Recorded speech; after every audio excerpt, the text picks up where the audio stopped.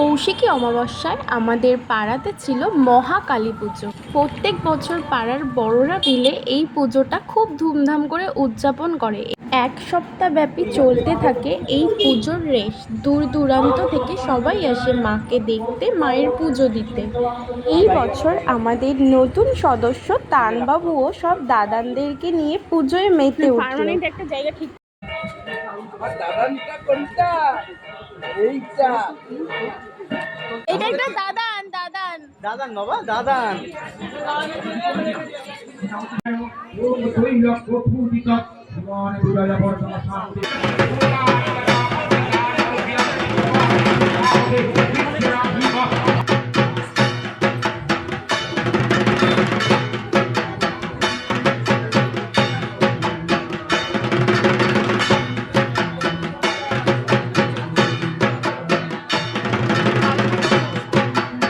এটা হচ্ছে আমাদের মাসিমণি আর মেসোমশাই।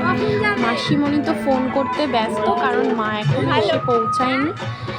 তো ফাইনালি মা এসে গেছে, মার বাবা বসে আছে, আর এদিকে মা কালীর আরতি চলছে।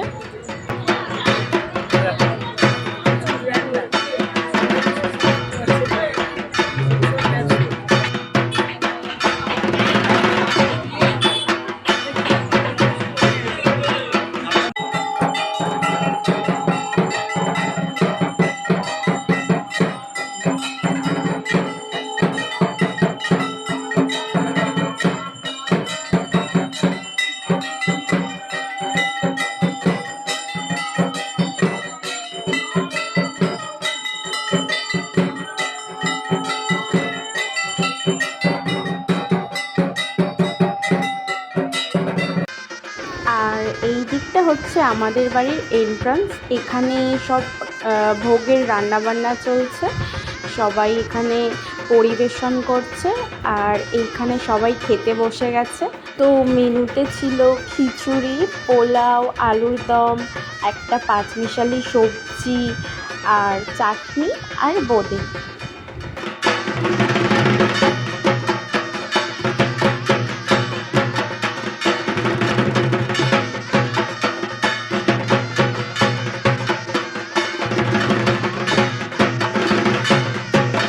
যেহেতু এখানে খাওয়া দাওয়া চলছে, তাই আজকে আর বাইক নিয়ে বাড়ি আসা যাবে না, সারা রাত এখানেই থাকবে, শুধু আমাদের না সবারই।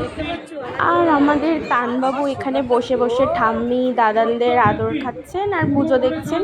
আর এত লোকজন, আওয়াজ দেখে একটু ঘাবড়েও যাচ্ছেন, মাঝে মাঝে একটু কান্নাও করে নিচ্ছেন, আবার হাসছেন।